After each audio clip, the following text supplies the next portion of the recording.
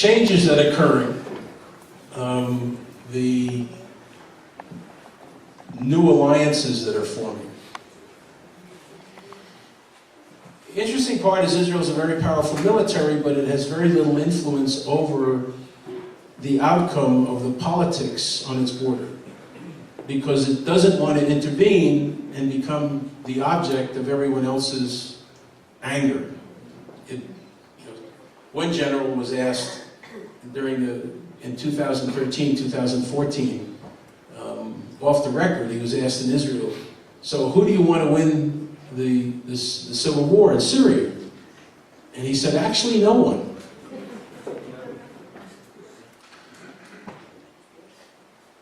It's a scandal what's happened to Syria. But can Israel benefit by countries that are making noises about having common foes?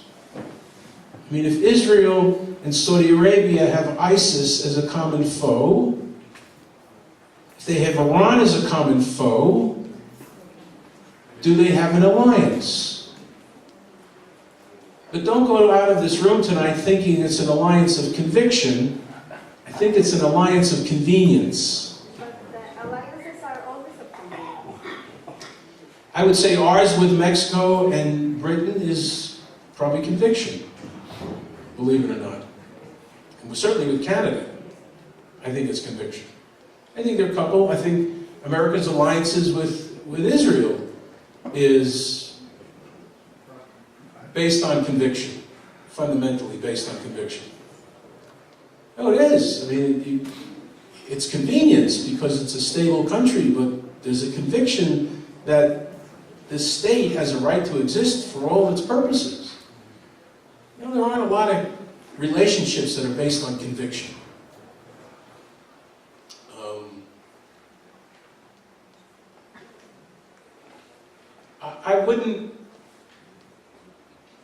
I wouldn't say it's a realignment of the Middle East like World War I was. I wouldn't say that you're going to have complete change and alliances are going to shift. What I find fascinating is that Israel has a working relationship with Russia about overflights on the Golan Heights and over southern Syria and Hezbollah, and will Hezbollah be permitted to ship weapons from Iran through Syria into the Bekaa Valley? And the answer for the Israelis is, no, they won't, we will intervene. And by the way, Russia, when we do that, we'll let you know that we're flying aircraft over these areas, so stay out of our way.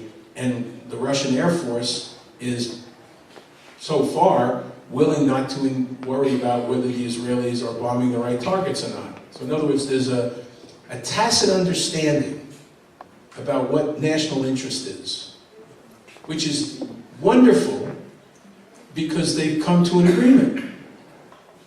I should give you the other side of the coin. Saudi Arabia does not like Russian intervention in Syria at all. And where in mid-March is the king of Saudi Arabia going? He's going off to Moscow. So the Saudis see shifting sands, if you don't mind the metaphor, and want to be sure that they've got Putin right. Because at the end of the day, the Saudis are worried about ISIS on their border. That's what they're worried about, because they don't want someone upsetting the Saudi kingdom apple cart. So they want to understand what Russia's relationship is with Iran and with ISIS.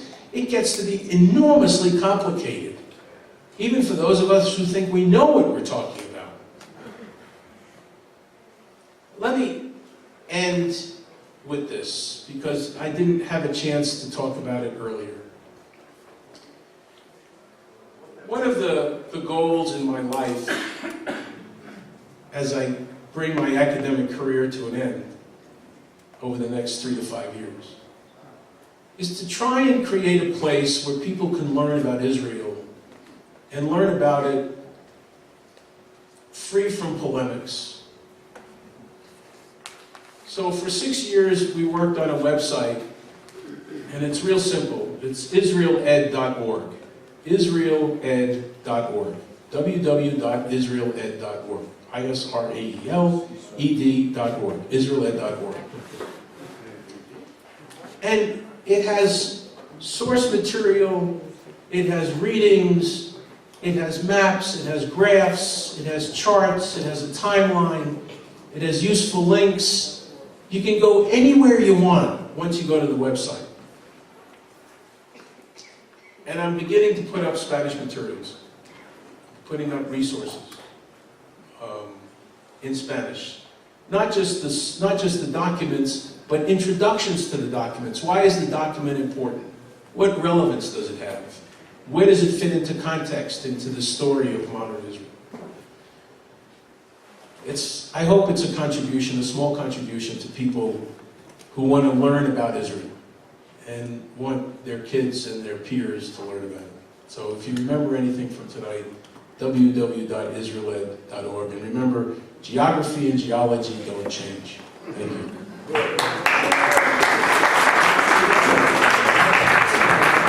Muchas gracias.